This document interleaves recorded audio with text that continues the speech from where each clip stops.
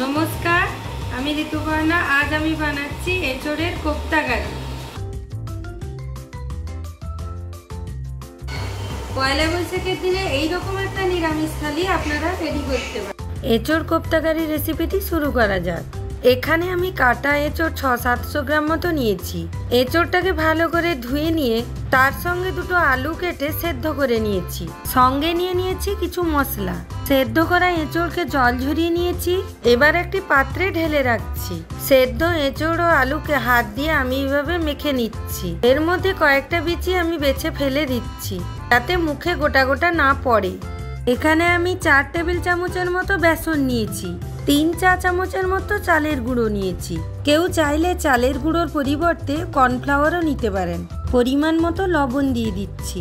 পরিমাণ মতো হলুদ ও লঙ্কার গুঁড়ো, অল্প একটু আদা বাটা, 1 টেবিল চামচ মতো জিরে গুঁড়ো, 2 টেবিল চামচ মতো ধনে গুঁড়ো, 1 চা চামচ মতো গরম মশলার গুঁড়ো, অল্প একটু চিনি দিয়ে ভালো করে এইভাবে মেখে নিচ্ছি। বেসন ও চালের গুঁড়ো দিলে বাইন্ডিংটা ভালো হয় আর মুচমুচে হয়, সহজে ভেঙে যায় না। আবার বেশি আদা দিয়ে দেবেন না, এতে আবার আদার গন্ধ উঠবে। কেউ চাইলে আদার রসও শুধু দিতে পারেন। এবার হাতে অল্প তেল ঘষে নিয়ে লম্বা লম্বা কোপ্তার আকারে গড়ে নিচ্ছি। কেউ চাইলে গোল গোলও করতে পারেন। এবার কড়াতে সরষের তেল বা সাদা তেল গরম করে কোপ্তাগুলো লাল করে ভেজে নিচ্ছি। আমি এখানে সরষের তেল ব্যবহার করেছি, তবে চাইলে সাদা তেলও ব্যবহার করতে পারেন। সরষের তেলে টেস্টটা ভালো হয়। এই কোপ্তাগুলোকে ডিপ ফ্রাই করে নিরামিষের দিনে মুখরোচক জলখাবার হিসেবে খেতে পারেন। এবার আলাদা একটি জায়গায় আমি তুলে রাখছি।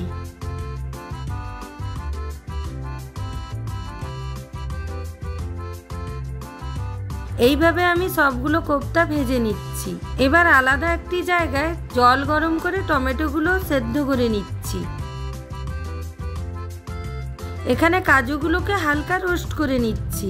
গোটা 4-5টা মতো কাঁচা লঙ্কাকে এইভাবে আমি থেতো করে নিচ্ছি। লঙ্কাটা যে যা স্বাদ অনুযায়ী দেবেন।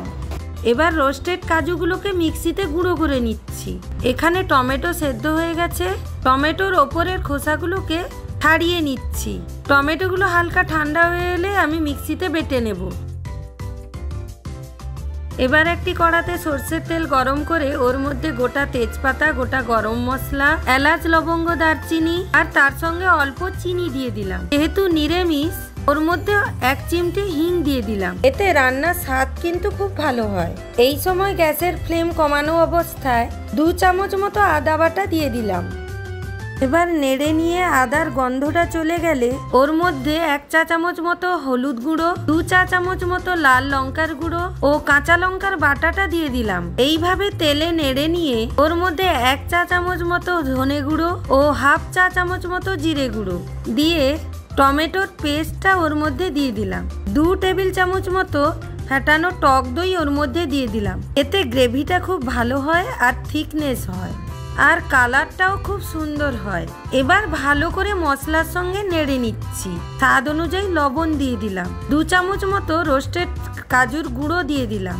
কাজু বাটা দিলেও হয়, তবে এইভাবে একবার রোস্টেড কাজুর গুঁড়ো দিয়ে দেখবেন, এতে স্বাদ খুব ভালো হয়। সুন্দর তেল ছেড়ে গেছে ও কালারটাও ভালো এসছে। এবার ওর মধ্যে অল্প পরিমাণ গরম জল দিয়ে দিলাম। ভালো করে নেড়ে মিশিয়ে নিচ্ছি। এই রেসিপিটায় বেশি পাতলা করা যাবে না, তাহলে টেস্টটা খুব ভালো লাগবে না। ঝোলটা ফুটে উঠলে ওর মধ্যে রেডি করা কোপ্তাগুলো ছেড়ে দিচ্ছি। জলটা দেখে দেবেন, কারণ কোপ্তাগুলো দেওয়ার পর জলটা অনেকটা টেনে নেবে। নামানোর আগে অল্প গরম মশলার গুঁড়ো, ধনেপাতার কুচি ও অল্প ঘি ছড়িয়ে দিচ্ছি। এইভাবে মাখা মাখা হয়ে এলে নামিয়ে নেবেন। এই রেসিপিটা ভাত বা রুটি দুটোর সঙ্গেই যাবে।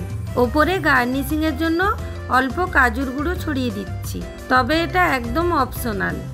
এঁচোড় খেতে চায় না এরকম অনেকেই আছেন, তবে এইভাবে একবার বানিয়ে দেবেন, বুঝতেই পারবে না যে এটা এঁচোড় দিয়ে তৈরি।